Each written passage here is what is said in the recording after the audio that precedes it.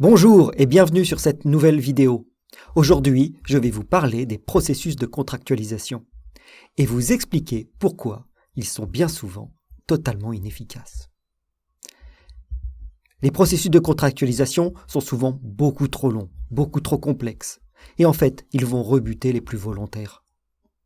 Cette vidéo a pour but de vous faire prendre conscience de toute cette complexité.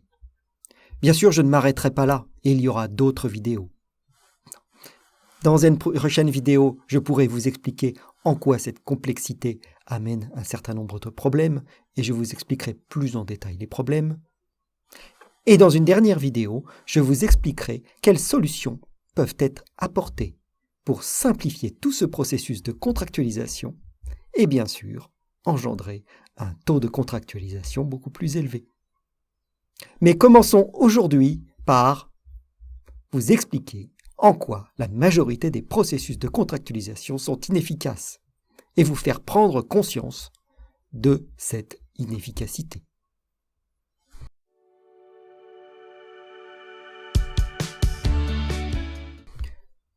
Pour ce faire, je vais prendre un exemple classique et suivre un processus classique que j'ai déjà pu voir dans une société dans laquelle j'ai pu travailler avant d'avoir mis en place des solutions de simplification. Mettons-nous tout d'abord à la place d'un négociateur qui a commencé à discuter, à contractualiser de manière tout à fait classique avec son partenaire. À partir du moment où il va avoir mis en place un accord sur les grandes lignes, la plupart du temps, l'accord sur le prix est trouvé, les principales conditions sont définies, il va falloir aller plus loin.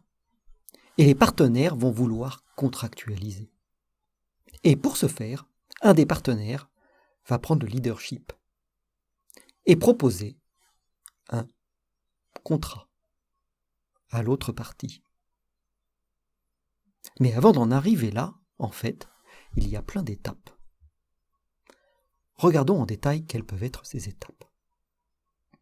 La première des étapes que va devoir réaliser la personne voulant proposer son contrat est de partir d'un modèle de contrat. En effet, il est bien rare qu'une personne écrive de zéro un contrat. Alors quand je dis modèle de contrat, en effet, dans un certain nombre de sociétés que j'ai pu voir, il n'existe pas réellement de modèle de contrat. Alors quel va être ce modèle de contrat dans ce cas ? C'est très simple. La personne voulant contractualiser va repartir d'un autre contrat qui a déjà été négocié avec un autre partenaire. Et il va s'en servir de modèle. On voit déjà un des problèmes qui vient du fait de partir d'un modèle de contrat existant. En termes de processus et de procédure, il va déjà falloir, dans un premier temps, complètement effacer toute la personnalisation qui a été faite du contrat par rapport à l'autre projet pour en construire, quelque part, un modèle vierge de personnalisation. Et on comprend bien déjà que cette étape est très glissante. On a vite fait d'oublier un certain nombre de points qui ont été personnalisés. Il faut également se rappeler de toutes les clauses qui ont été précédemment négociées. Une clause négociée n'est pas forcément une bonne clause sur laquelle il faut repartir pour une nouvelle négociation. Si elle a été négociée, c'est que quelque part, il y a eu une concession ou un échange d'objets au travers de cette clause. Il est donc important de repartir d'un contrat relativement neutre et équilibré. Une fois ce travail réalisé, il va falloir ensuite adapter ce modèle de contrat aux besoins, c'est-à-dire le personnaliser avec ce qui a été réellement négocié dans le cadre de l'affaire en cours. L'étape suivante, une fois le modèle adapté à notre besoin, il va falloir le vérifier, le faire relire, peut-être travailler avec nos propres juristes pour s'assurer qu'il est bien écrit et correspond aux objectifs et aux stratégies de la société.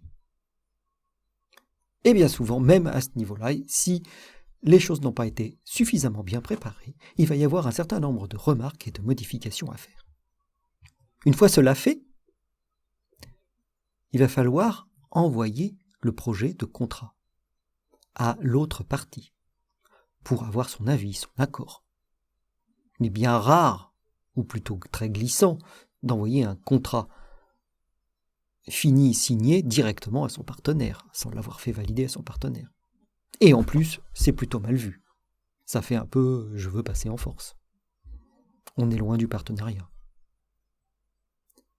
Mais lui-même, faut pas oublier qu'il va pas forcément être d'accord avec tout. Il va déjà passer du temps à le relire. Peut-être faire appel à des juristes ou des avocats pour avoir une opinion extérieure ou d'ordre plus juridique sur l'écriture de ce contrat. Et bien sûr, il fera un certain nombre de remarques plus ou moins importantes. Et alors là, toutes les petites clauses que l'on pensait faire passer sans difficulté ou qui pour nous avaient un intérêt secondaire, vont se retrouver à avoir un certain nombre de remarques. Et là, que se passe-t-il ? Eh bien, il va falloir réécrire une partie de ce contrat. Après, bien sûr, avoir renégocié ce qui ne nous convient pas. Une fois cette renégociation faite, il faudra à nouveau faire valider en interne le projet de contrat et le retourner à notre partenaire pour validation. Et ceci peut faire un certain nombre de cycles plus ou moins longs. Et on voit tout de suite que le process prend de la complexité, de la longueur et de la lourdeur. Et si tout va bien, il arrivera un moment où vous arriverez à vous mettre d'accord avec votre partenaire. Et là, vous allez vous dire « c'est gagné !» Eh bien non, c'est pas encore gagné. Mais ça, vous le savez certainement déjà. Dans la plupart des sociétés, vous allez devoir faire de la paperasse maintenant. Faire une fiche de circulation, une fiche de justification de votre négociation. Et là, vous n'êtes pas à l'abri à nouveau d'un certain nombre de commentaires ou de gens qui vous poussent à vous retourner en négociation. Et alors là, c'est vraiment pas facile, surtout si vous aviez déjà donné votre accord. Mais bon, admettons, on continue. Vous passez les étapes. Là, il y a de multiples relectures, de multiples intervenants qui doivent donner leur accord, leur signature.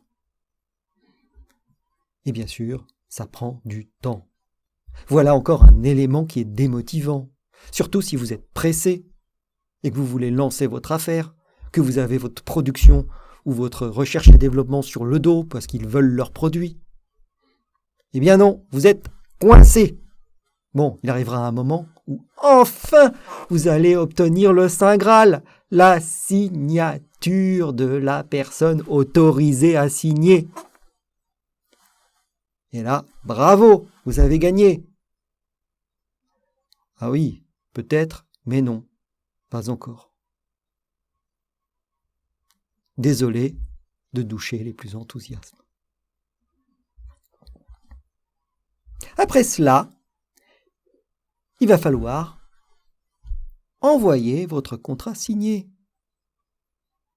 Et bien sûr, espérer qu'il n'y ait pas de problème du côté de chez votre partenaire, qui pourrait avoir le même processus de signature. Bon, généralement, si on a bien discuté avant, ça doit aller. Mais on n'est pas à l'abri.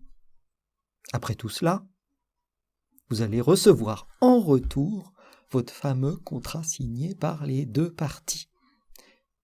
Et là, vous n'aurez plus qu'à le stocker dans un système de gestion électronique de documents, ou GED, et archiver votre contrat de manière électronique ou de manière papier dans un coffre-fort. Ouf! Là, on a fini. On peut travailler, on peut émettre des commandes. C'est parti! Oui, là, maintenant, effectivement, on est effectivement parti. Il n'y a plus de mais.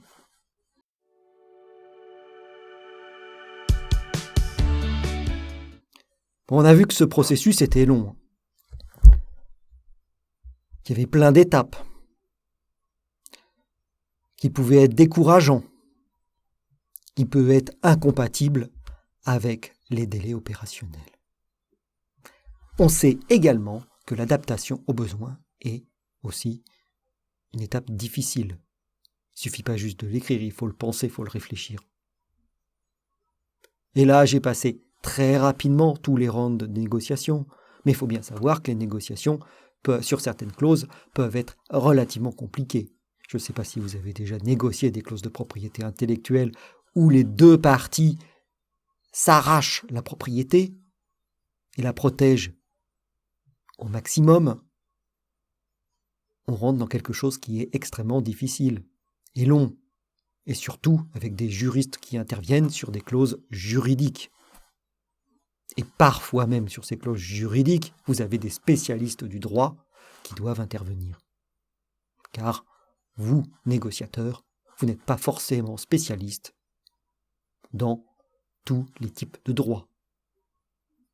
On a vu également que la relecture était longue et multipliée par un certain nombre de personnes. Il n'est pas rare de voir des contrats qui font plus de 10 pages, 20 pages, 30 pages. J'en ai vu qui faisaient plus de 100 pages. Tout ça, ça implique des relectures longues et fastidieuses.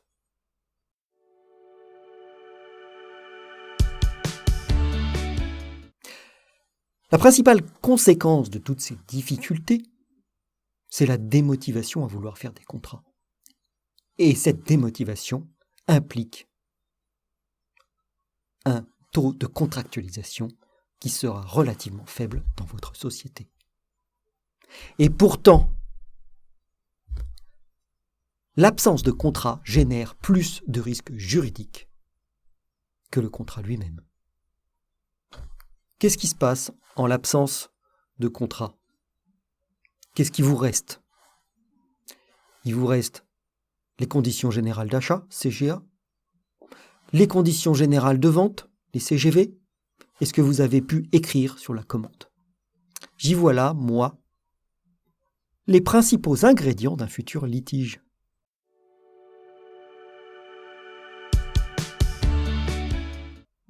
Alors, loin de moi l'idée que toutes ces étapes dans ce processus ne servent à rien et ne sont que du pur administratif. En fait, c'est tout le contraire. Ces vérifications sont nécessaires. Car elles évitent un certain nombre d'erreurs qui peuvent coûter très cher et permettent de faire intervenir les spécialistes dans leur domaine pour donner leur avis. Ce n'est pas vraiment de la non-valeur ajoutée. Mais nous verrons comment on peut faire mieux, tout en gardant cette valeur ajoutée. Je vous montrerai donc comment être plus efficace dans les prochains épisodes.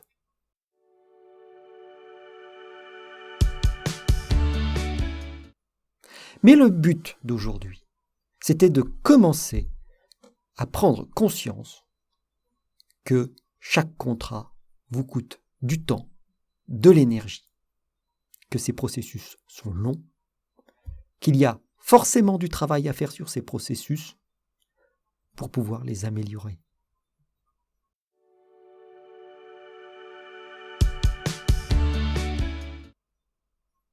Je vous invite à y réfléchir. Et dans un prochain épisode, nous avancerons plus sur ce sujet.